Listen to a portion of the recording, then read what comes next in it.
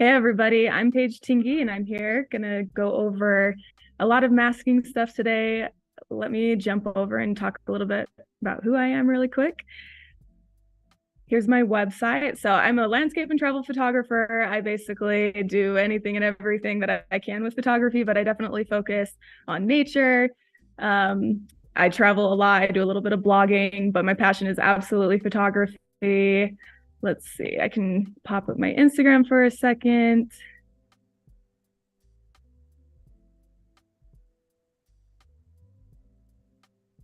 So I do a lot of brand work, travel a lot. I'm based out of Salt Lake City, Utah. And so I do a lot of like Western United States stuff, mountain, desert.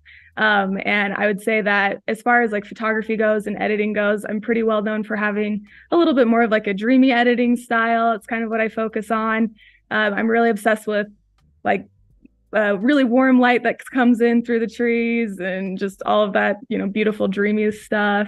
And so today, what I'm going to do is I'm going to go over pretty much beginning to end masking and everything that you can do with that. Masking is something that I use a whole lot in Lightroom. And so I feel like it's a valuable tool and something that I think could really, really help if you're trying to make it certain areas of photos pop or kind of drive the focus of whoever is looking at the pictures. So let's get into it.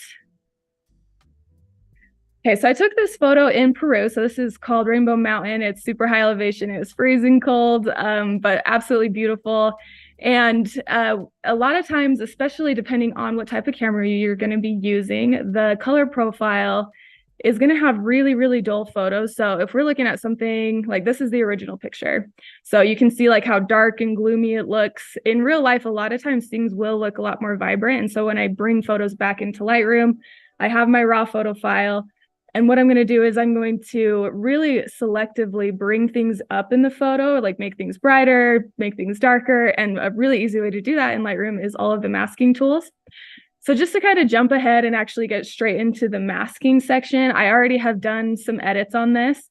So this is just like basic adjustments with the color, with the lighting. You can tell it already looks a lot better, but you'll be pretty blown away with after we go through all of the masking stuff with what the photo will end up being at the end. Like it's just night and day difference when you actually get really good at using masking and making things pop. So let's see, the first thing, I'll kind of just scroll through this really quick so people can see, like, if you're curious what I did for just like the editing section. So a lot of times I'll be like brightening things up. I'll be controlling the highlights, and you can see here that what I did on the basic editing section. I did add some vibrance since it was a really dull color profile. For my tone curves, I always like raise up the shadows a little bit. And then for all of my colors, I just decide which ones I kind of want to pop a little bit, which ones I want to bring out. And then I have a little bit of split toning. So since we're focusing on masking, I'm going to jump over to that. But if we have time at the end, possibly I can go through this or people can ask questions as well. So first things first, I want to talk a little bit about adaptive presets, because I feel like not only are adaptive presets just really quick when you're editing, but it also creates an opportunity for you to learn how to do your own masking settings as well. So for example, like let's say I'm like, okay, I want to start out, I really want to make like my subject here in the center, I want to make it pop a little bit more. So you can go over to this left-hand side. I'm going to go over to the subject adaptive presets, and I can kind of just toggle through these to see if any of them like really stand out and make things look good. So the one that I want to use is probably just going to be this pop. And if I like that look and I click on it here, it's going to automatically bring me masking over into, it's going to like create an automatic mask. So when I click here, I can actually go down and see exactly what those settings are. So there's not even a whole lot in this one, but it made it look like so much better instantly. So you can see that the exposure was raised up a little bit.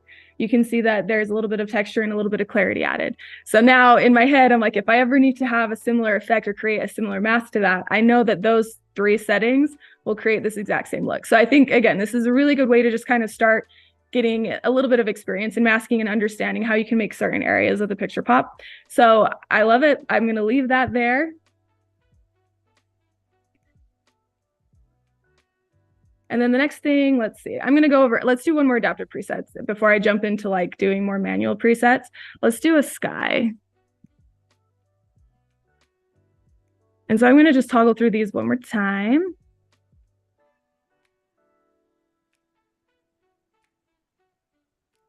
And let's go ahead and do, I could do either. Like I kind of like this blue drama and I kind of like the stormy cloud.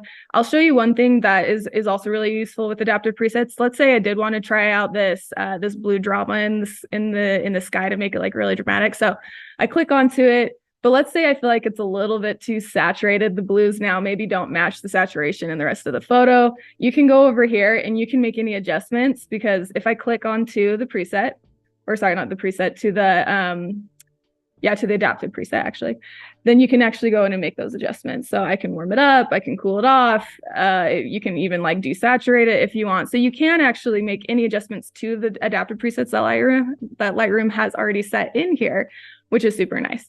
But let's see, I'm gonna actually do a different one. Let's do I like the storm one because I like how it's a little bit moody, desaturated, kind of matches like the whole look of the picture. Again, if you click up here, it actually will show you the overlay. So this green thing at the top is what we call an overlay. And if I expand the preset or the masking section and actually dive into the preset section that I just applied, I can click onto this area and I can either do show overlay or take it off. And that will really just show the area that I'm selecting. Sometimes you can see on like this bottom one, I told it to select the subject and you can see that it selected mostly the subject and a few things around it. So you can actually like clean things up and make some adjustments there as well, which I'll show later on. But the show overlay is super helpful to understand what parts of the area or what parts of the photo that you're actually making adjustments to. So let's see, let's go back up here. And I think I'm not going to make any adjustments. I kind of like how it blurred the edges and kind of goes down onto the mountain. Sometimes when you're masking, not making like super strict lines is quite helpful. So let's go, actually, I'm going to show how you can like subtract and like make adjustments to specific areas. So if I go into this adaptive preset that I just applied, you can see if you click on it, it pops down and you have access to adding things, subtracting things, and you can get really specific with how you do that. So let's say I want to subtract, let's see, I'm going to just subtract using a brush. That's probably like the most, or actually, yeah, let's do the brush. And I'm going to have it show the overlay. I can just go down here and I can get rid of any areas that I don't want in it. So I can get really specific with what it's actually applying to. And you can actually go to this right-hand side here. This is going to be an area where you're able to get really specific with how dense you want the brush to be, or if you want it to be more feathered or harder, all of that stuff. So if you want it to raise up the flow and the density, then I can go and do that in this area. So I'm going to clean this up here. And that looks good. Cool. All right, so that's pretty much what I like going over for the like the adaptive presets, just to point out that those are like an extremely useful thing to help you out when you're actually getting started with masking. But let's go into all the different masking tools, because there are so many and you can use them for all sorts of different areas as well. So let's go into the create mask right here. And you can really control, like this is going to be the control section, this mask area. So I'm going to just go up to here and I'm going to go down this list and kind of talk about each one. So as far as like selecting background, a lot of times like this is going to select the opposite of what the subject selected. So you could see that before I did the adaptive preset where I asked it to select the subject. And so it registered where the subject was, it selected it for me. And then the background is basically doing the exact opposite of that. Selecting people is going to be super useful when you have a lot of people's faces. So if you have a picture of like a whole family or a family photo or something like that, this is going to be a really useful tool where you can go in and you can, it'll detect each different person. And then after you detect each person, it'll let you make really specific adjustments to them as an individual. I don't have any faces in my photo, so we are going to skip over this one. And let's use objects. So let's say that when I tried to select my subject, it didn't work well at all. Like it, let's say it's sometimes it gets a little confused, or it thinks that something is part of the subject that you don't want included. So what you can do is, let's say this did a terrible job. I'm just going to go ahead and delete it. And then I'm going to go here and I'm going to have it to select an object. And so what object does is you'll want to draw kind of around exactly where you want it to select. And then it does a really good job at selecting something a little bit more specific. So I'm going to draw around my subject right here.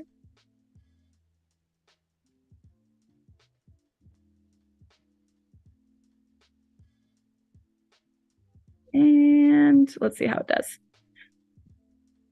Perfect. So you can see how much more specific it got, like right around my arms and my hands and everything like that. So select object is super useful when it's not a person, maybe, or maybe it's something in the photo that isn't technically like the subject. Let's say you have a tree like way in the background, or something that you don't know that it can actually find for you. The object select is like absolutely super useful.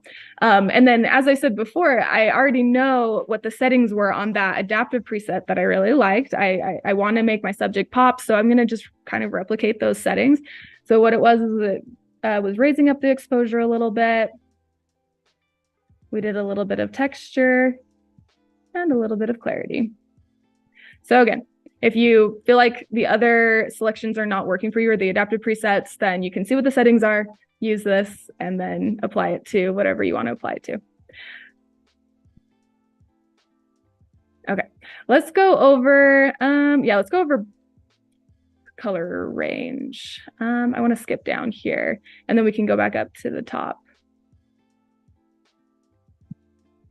Okay, so color range is basically going to allow you to bring in, like, it'll allow you to select any color within the photo, and then you can make specific adjustments to it. So Rainbow Mountain is quite colorful. Like there's a lot of vibrance in these hills, and I really want to bring that out in this photo, since the original is like so gloomy. And I want to make sure that I'm selecting each individual color and kind of bringing it out. So I'm going to let's start with the greens right here. So this overlay all of a sudden applies, and you can see that when I did select the color, it selected a lot of stuff. And so what you need to do is you go over to this right-hand side, and you can actually make things more specific by sliding the slider. Let's say you want to add in more or less. I want to add in less. So I'm just going to really define the color that I want and bring that slider down as much as possible. So as far as like the color range goes, I think it's really important just to make sure that you don't overdo some of these things. Like masking can be really helpful, but it can also be like a dead giveaway of if someone doesn't really know like what they're doing, or you can see like if someone does bad masking, you can just see exactly where they're making certain edits and it doesn't really match the picture or the lighting and things like that. So as far as like color goes, I think it's just good to make sure that you don't overdo it with saturation or change things too much so that they look super unrealistic, unless that's your goal. Sometimes people have like more fantasy type editing styles, and it's intentional. So make sure that whatever you're doing is intentional then. And so even though I defined it a little bit, we have all these colors that it's selected, but it also selected a bunch of stuff up here in the front, all this green stuff that I don't really want it to. And so I'm going to go and make some specific adjustments. I'm going to use subtract, and then let's go ahead and brush.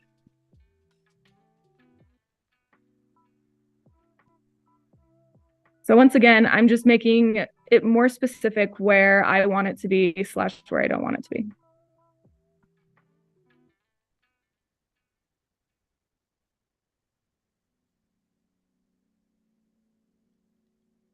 And it also got on some of these clouds up top, which I don't want it there.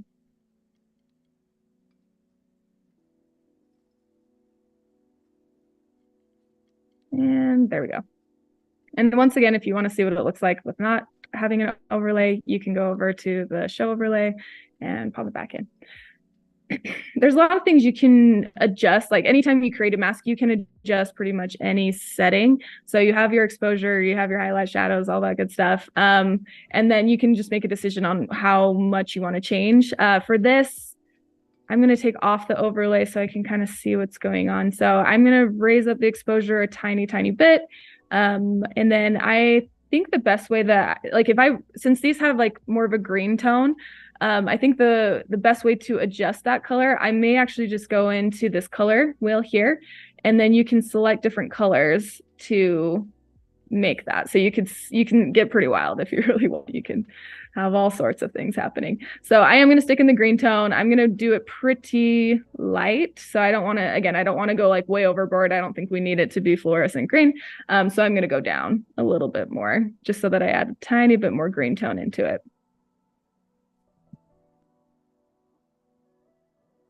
And you could even draw this tint slider down to remove any extra purple in it. So I've created a little bit more green there. And then now I want to do the opposite, create more of a contrasting color. And we'll do that with the reds. Really quick, I'm going to name my masks because once you start masking a whole lot, it's going to get a little bit confusing. So we're going to make sure that I don't lose track. So this one's going to be a subject mask. This one, let's call it green, green rainbow. And there we go. Okay, so let's do an additional one here.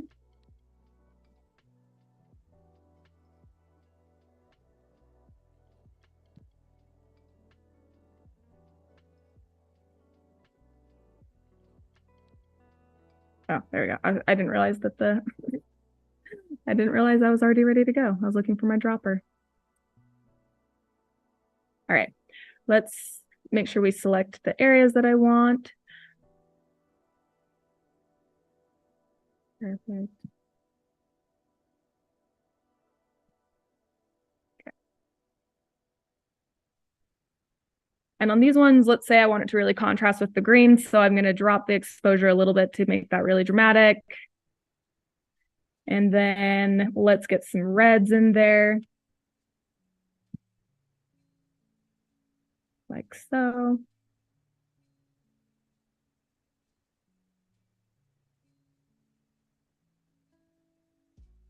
And I think that looks good. Cool.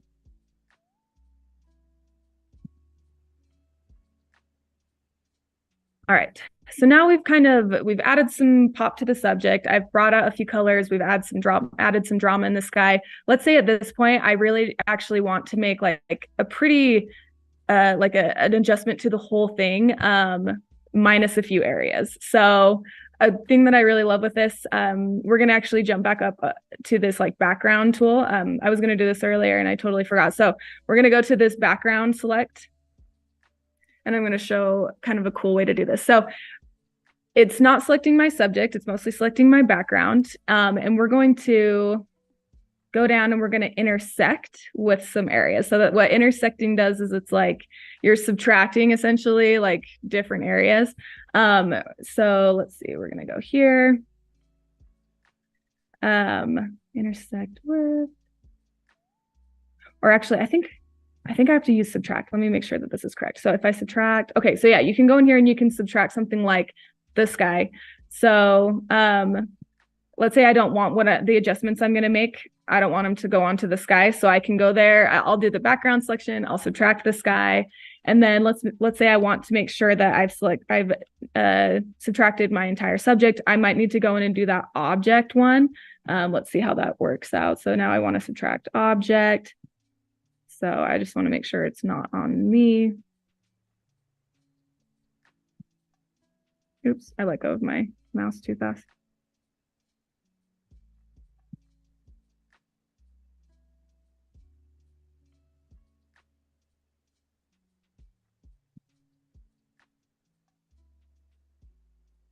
Let me try that one more time.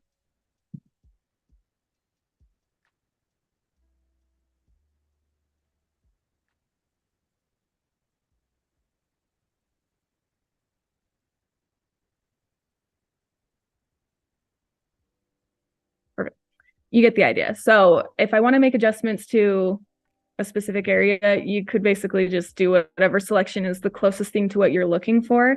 And then you can go in and do subtractions and make it like not working.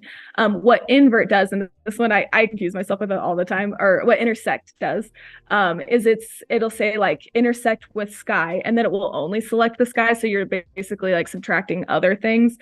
So you can use either one depending on what the situation is that you're trying to create. But you have both options. And let's go ahead and saturate this. So yeah, maybe I wanted to just like pop this back area, but I didn't want to add more saturation into the sky or my subject. So I could add a little bit of saturation, or maybe I want to like darken it a tiny bit so that my subject stands out even more. Yeah, you get the idea.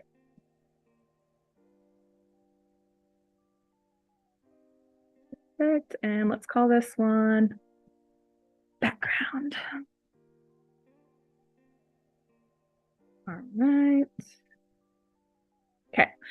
Let's go down to Luminance Range. Luminance Range is, so I think a lot of people get confused like what Luminance Range is versus like color ranges and everything like that. Luminance Range is basically like your photo is going to have like really dark lighting, really bright lighting, and luminance range is the range in between that. So you can also think of it like in a tone curve, right? So you have the dark colors all the way down here, the bright colors all the way up here, and making certain adjustments to each part of the luminance range. So if I have like different spots and I'm going up versus down, again, that's all luminance range. So what you're doing when you're using a luminance range mask is you're telling the photo that only one certain level of brightness or darkness should be like affected by the edits that you're making. So if I want like all of my highlights to be more warm or cool, then that's a luminance range adjustment, which is actually what like split toning does down here on the right hand side. These are adding color to a specific luminance range. So you can obviously do this. You can use the color grading and add colors to certain aspects or different areas of the luminance range. But sometimes maybe you want to get even more specific, and that's when masking comes in. So if you want to get more specific than like the already built out tools, then again, masking is super helpful. So let's do that. Let's say I want to add a little bit more cool tones into my shadows. So I'm going to go to the luminance range. I'm going to select somewhere on my photo where there's shadows, and it's going to show me where that is. And then this slider right here is basically allowing you to feather, and it's allowing you to say which part of the range you want selected and then how feathered you want it. So do you want just a tiny amount selected and then a massive amount of feathering, or do you want like a lot of this range selected with a tiny bit amount of feathering? It's totally up to you. I'd say for myself personally, typically I like things to be very feathered. I think sometimes if you don't feather things enough, it looks really obvious where you've made adjustments to, and it doesn't look natural. If you feather too much, it can also look fake. So you just have to find a happy medium. So I'm going to do a pretty small adjustment. Let's see. Right there. And up a little bit. And then I don't want it to be on my subject. So what I'm going to do is I'm going to do that let me see if I'm correct on this or if I'm just crazy, the intersect with mask. Let's say I'm going to do intersect with background. Okay, so yeah, see, it removes my subject. So when you say I want to intersect with something, it's going to only select that thing that you selected. So now it kind of got rid of my subject, but honestly, I probably should have intersected with an object so that I could have gotten rid of my whole self. Let me try that again. Intersect object, so I can get rid of my arms.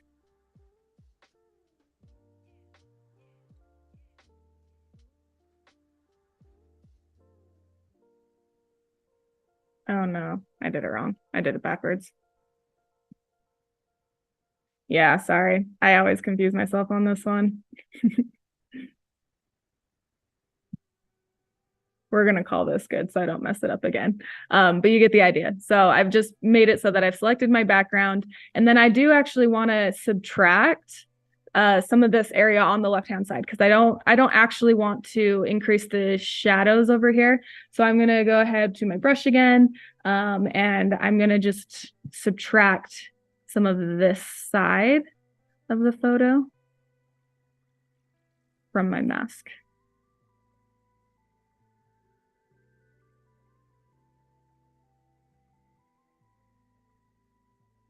Okay, so the light is coming in from this this left-hand side, and what I want to do is so light is very warm, and then shadows are very cool naturally. And so usually when I'm adding like split toning, that's a pretty straightforward way to do it, is adding shadows to cool colors to your shadows and warm colors to your highlights. So that's what I'm using this for. I'm just going to add a tiny bit of cool to these shadows using my temperature slider. You could do it in other ways, but I think that's an easy way to do it.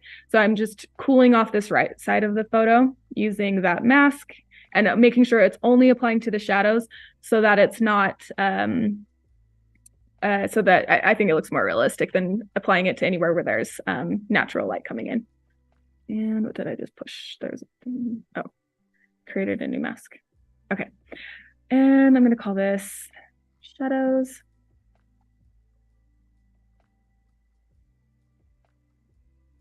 All right. Okay. And then we'll go over here to the masks. So now I think I've kind of gone over all of the different masks that, or at least kind of like some of the tools within the masks. And then what I really like to do is use like these other masks for just more like local adjustments, more like large scale things. I obviously really, if you guys have ever seen me do live streams before, I'm a huge fan of doing dodging and burning within Lightroom and using the brush tool. So I'll go through all of that because I feel like the photo will look good, but it's like an insane difference towards the end.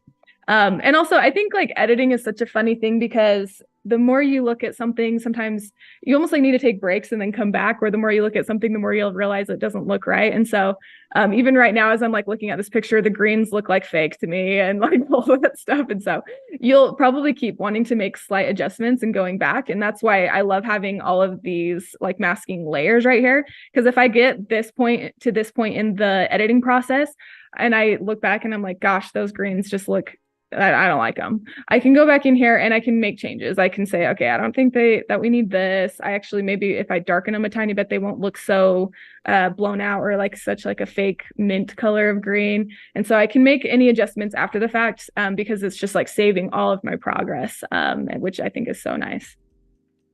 Let's see. So I'm going to go and just get rid of these greens a tiny, tiny bit. And then I'm going to add, go to the background and make a few little tiny changes.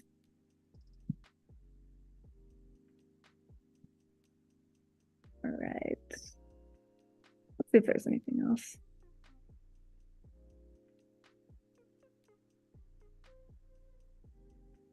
Yeah, let's move on. Okay, let's do brushing next.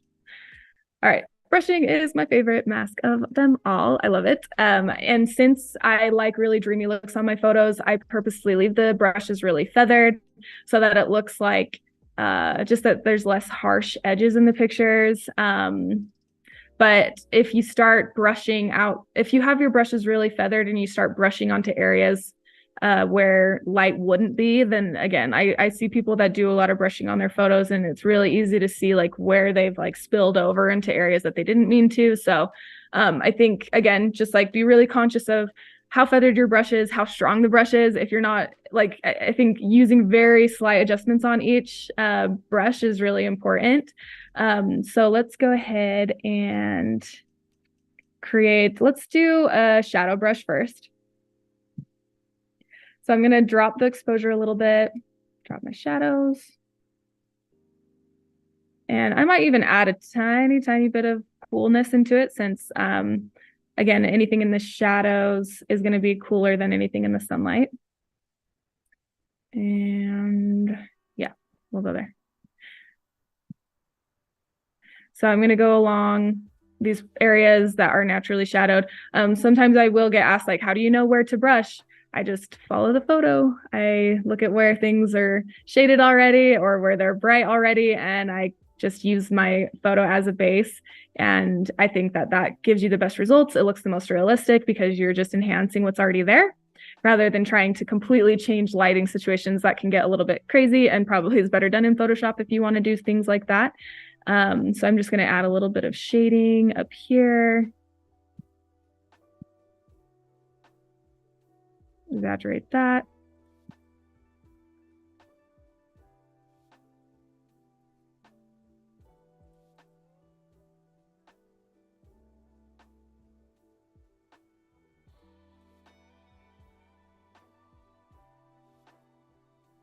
Sometimes I will get even specific enough that I'll go into the crevices, like these little tiny crevices up here. It gives the photo a lot more dimension. It feels like almost like it makes it 3D because you're exaggerating the depth in each crevice, each shadow, which I really love a lot.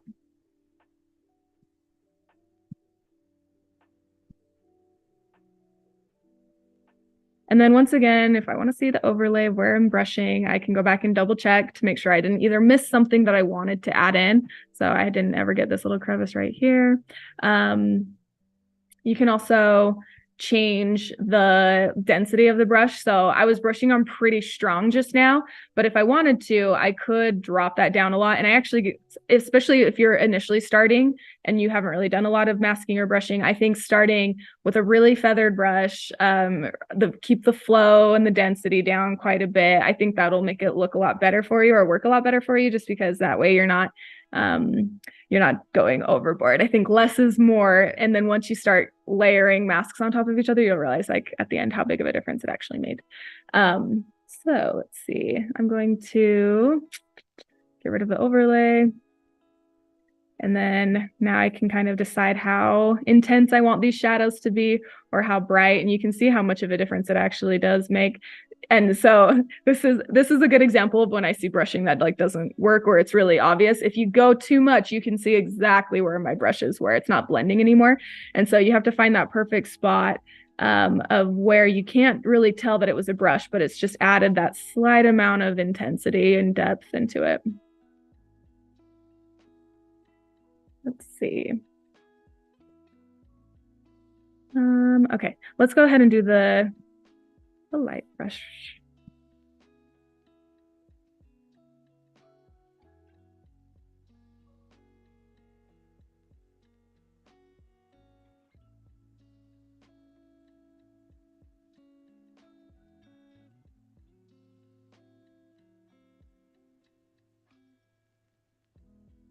For the light brush, I kind of do the opposite. I raise the exposure, raise the highlights, add a little bit of warmth into it maybe. And then, yeah, I'll just decide kind of where I want it. Anywhere that the light is going to be hitting the strongest. Maybe like even along this ridge or something. In some of these little valleys where there's not a lot of texture or rocks or anything that's causing shadows. I can even put it like on my person here.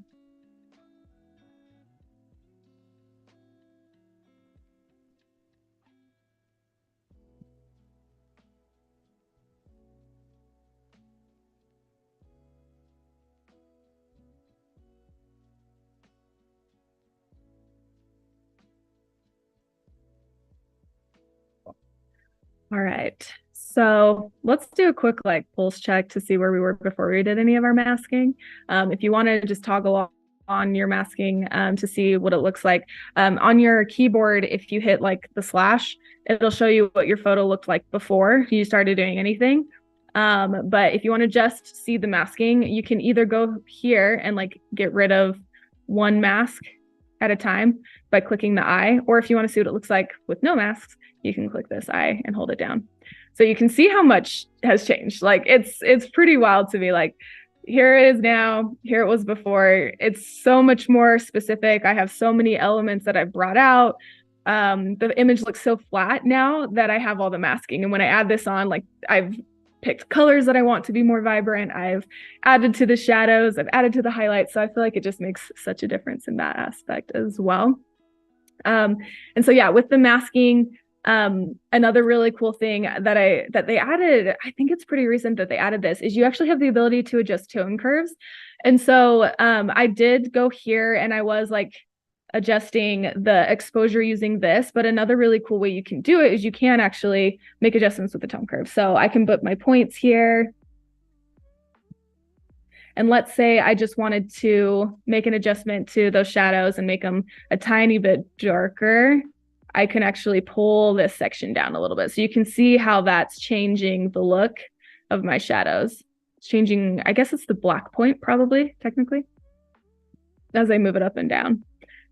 And so I'm really stoked that they've added the tone curves in there. I think it's actually super useful. So you can use that as well if you want to make adjustments. Or if you feel like the photo is more matte color and you wanted to add more black just into those areas. Actually, I'll just show you an example. So typically when I do my tone curves, I just went out of the masking section. So now I'm on like my overall photo editing, where any adjustment I make is going to be going to the whole photo rather than a specific area. So the tone curve that I use for that often looks a little bit like this. Like I tend to like matte my blacks a little bit. I don't want my black point to be too dark. I feel like it makes the photos just look a little bit softer, rather than if they're like kind of harsh and like this. This is a look that a lot of people like. It's just not like my editing style. But let's say I wanted to just make my shadows have a little bit stronger of a black point, and a little bit more contrast. Then going back into the masking, let's see, go down to the tone curves. We can make changes. Let me make sure. I think I'm on my bright. Yeah, I'm on my bright one. I need to name these. The shadows.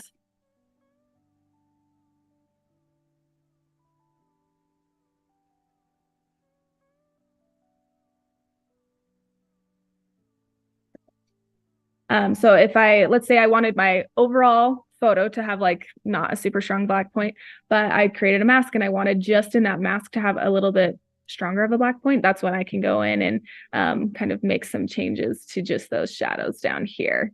And then it's only, oh no, I'm on my highlights again. Dang it. Okay. To my shadows. Okay. And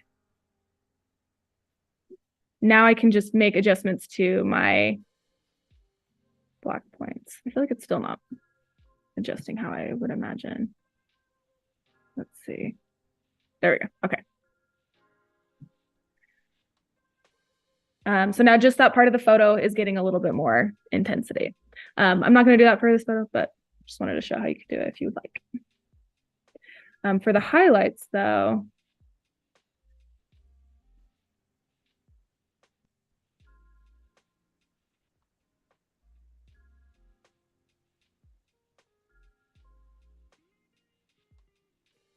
see what it looks like. I kind of like it. You can add just a little bit of pop. Just those highlights. That's some vibrance. Okay. Perfect. So the other two masks that we haven't gone over fully yet is we have our linear gradient and our radial gradient. So I think I use these as like more like finishing masks. And I like to just do very soft, like kind of global adjustments. And what I mean by global is there's some masking that I think is very specific to the photo that you're editing. And then there's also some masks that could kind of just generally apply to almost every photo that you use. And these are kind of general things that I use on almost all my photos. I like to really like darken the foreground unless there's something really important in the foreground that I want the person to be paying attention to. As of right now, you can see that there's like really nothing interesting in the foreground. And so I want to bring a lot of shadows into the foreground, which will help us focus on the subject, the mountain. And then I'll like manipulate the light using the radial filter, and we can kind of go into that. So let's see. Here we go.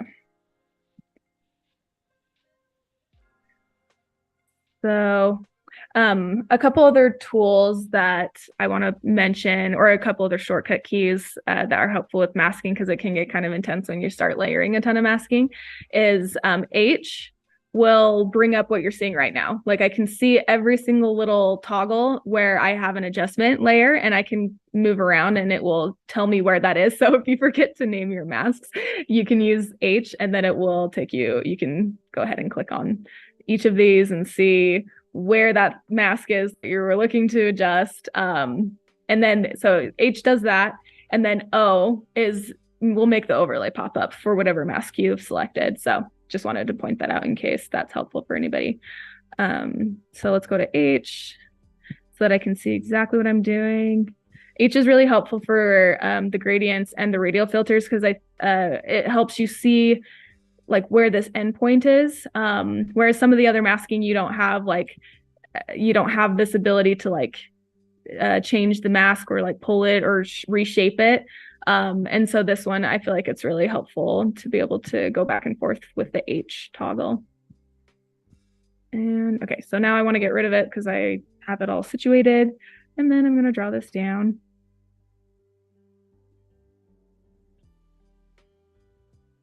And so you can see that it's the way that this is working is this, it's really intense down at the bottom, and then it gets lighter and lighter as it goes up, which I think is a very useful, it's very useful that it does that, because then right where I want it to be the darkest, down in this like corner that's opposite of my light source, I'm going to let it be really intense, and then I'm letting it slowly get like lighter as it goes up the photo. So I really like that. I'm going to keep even going down more to get rid of some of that. Perfect. And then once again, you can add other settings to it. So if you want to just like even add more intensity to the shadowed areas, that's great.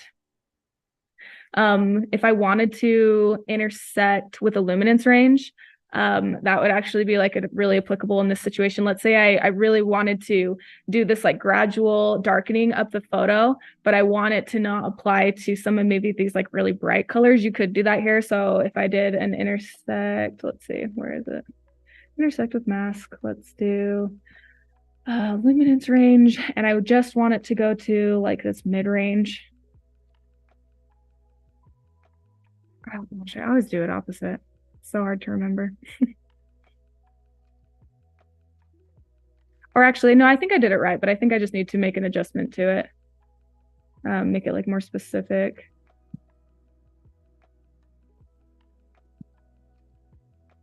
Okay, let me see if this would work.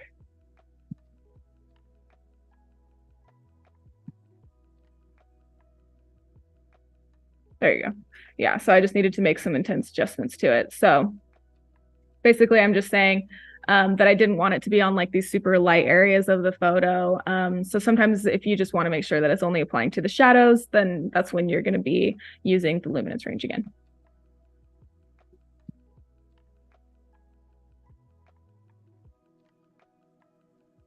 Let's get rid of that one. Okay. Let's see. Let's go ahead and do a radial filter as well. We have our light source coming in over here.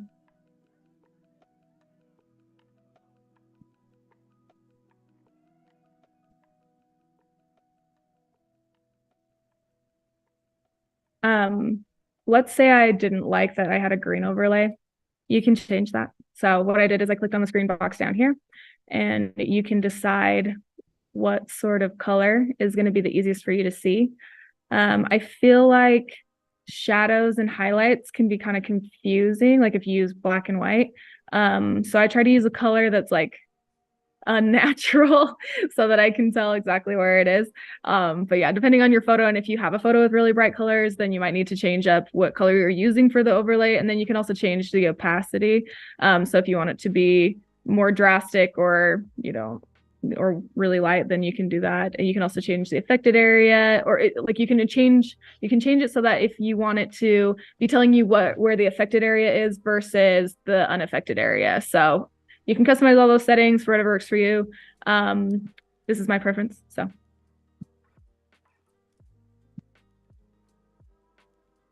let's go ahead and draw this up a little bit.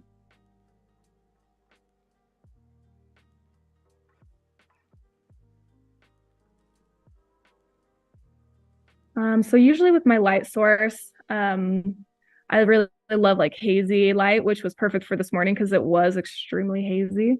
So I can add some haze to my light source. So I can draw that down a little bit. I want to add a little bit of warmth as well.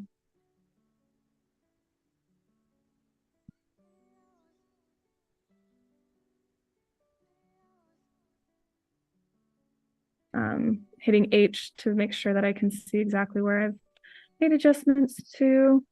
There we go.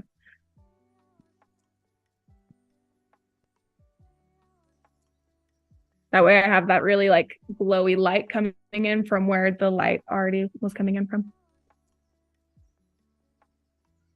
I could add a little tiny bit of purple too. Sometimes I think like the purpley and gold tones coming in from the light source looks really nice. And then I don't know if I added any cool tones here. Yeah, I'm gonna add some cool tones to this shadow. Some of this stuff you can do not using masking, like for example, split toning, color grading. But you can, masking I think again is just so specific and gives you complete control over things. Okay, so I've kind of made some of my major masking adjustments that I have wanted to make. And then I think it's really about going back and making sure that each one is perfect. Sometimes when you add a new one, an old one doesn't work anymore, or you want to make changes to it. For example, I feel like the photo looks a little bit, maybe a little bit too bright in some areas. So I may even go out of my masking and make adjustments. Like maybe I brightened up the whole picture a little bit too much before. So I'm going to drop that exposure down for the overall photo. And then I can go back into my masking, find like the one for my subjects, which I want to make sure that pops a little bit more as well. Let's see, for my sky, I'm going to drop my highlights a tiny bit to make the clouds pop. And let's see, maybe I'll do a tone curve here too.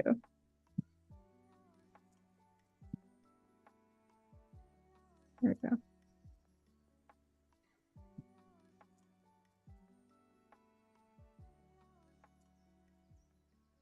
Let's see if there's anything else I want to do on my masking.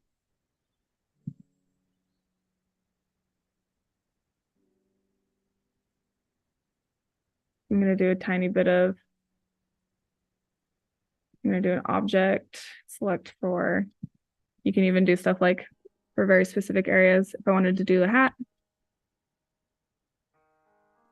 and then you could go down to the hue and completely change the color of your hat if you wanted a different color of hat. Or if you wanted to just saturate that one area. I'm going to add a little tiny bit of brushing along my subject. Oh gosh, I need to name these so I don't lose track. Okay. And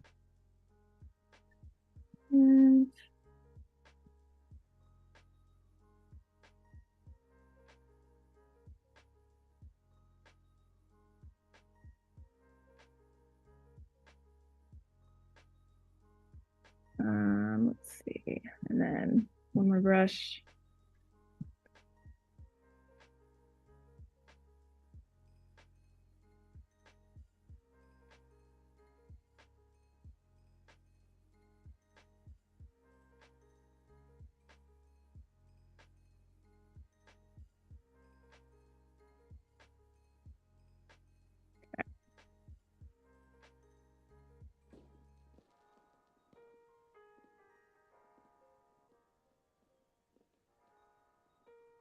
Okay, let's see, anything else? I think that should be pretty good. Let's go kind of through what we have and have, or like go through and like check the before and after. I think we only have like 5 more minutes or so. So, okay, let's talk through, we'll do like a quick recap of some of the things. So we have the original photo, which does not look good. It's super underexposed because I didn't want to clip any of the highlights. The color is so dull because again, Sony has like a pretty dull colors out of camera. And so then I applied some basic editing, so just brightening it up, getting like some of the colors back in. I wanted it to just kind of start at a good point where it looked a little bit more realistic to like how it looked in real life, right? So I added all those colors back in, brightened it up so you could actually see all the details. And then we get to our masking. So you can see again, like it's such a huge difference once you start adding the masking in and you have control over all those areas. So the first thing that we did was we used the adjust or adaptive presets.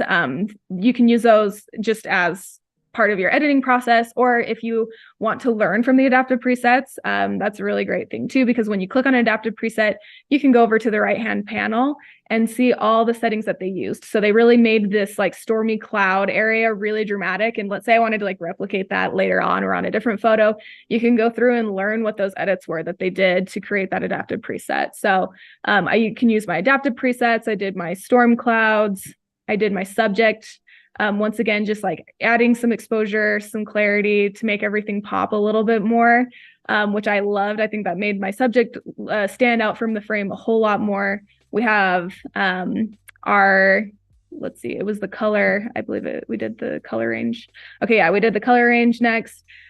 Which is selecting specific colors within the photo and then either making them brighter, making them darker, changing the color completely. It's a way that you can adjust just those specific colors in your photo. So we did that with the greens. We did it with, I'll show the overlay so we can see. I did it with the reds. We did our background, and then we made sure that we subtracted the sky and the subject so that I could make adjustments to the things that I really wanted to. We did our shadows, which we added just a tiny bit of blue tone to, which is similar to what you would do in like color grading. But this just gives you a little bit more control over exactly what part of the shadows you want to add some blue tones to. I named 2 shadows apparently. Oh, this is my shadow brush. Got it. Okay. So the shadow brush was when I was just adding a little bit of dark and depth into the photo. Let's see, we had our highlights, which is the opposite, adding the highlights in, making a little bit brighter, stand out. The gradient is drawing focus away from the foreground, darkening it up, making sure that we're just increasing the focus onto the subject and the mountain and the light source, which is what I want people to be looking at when they see the photo. And the radial, which is just increasing the light source, making it super bright, airy, adding in some like dehaze into the photo. And then I just showed a couple others, like the hat was just like, if you wanted to change like specific colors of like a shirt or something like that, that's super easy to do.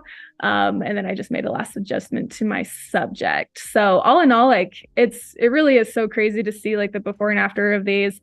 You can toggle back and forth between the masks and your regular editing sections to make sure that you get everything to the right spot.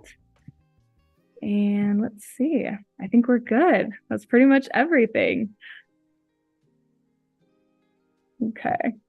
So if you guys like, feel free to, I do a lot of different like editing stuff with Adobe and everything. And so I do post a lot of different tips and tricks and everything like that. So thanks everybody for joining. I hope this is helpful. If you have any specific questions, always feel free to reach out to me. I try to be really responsive.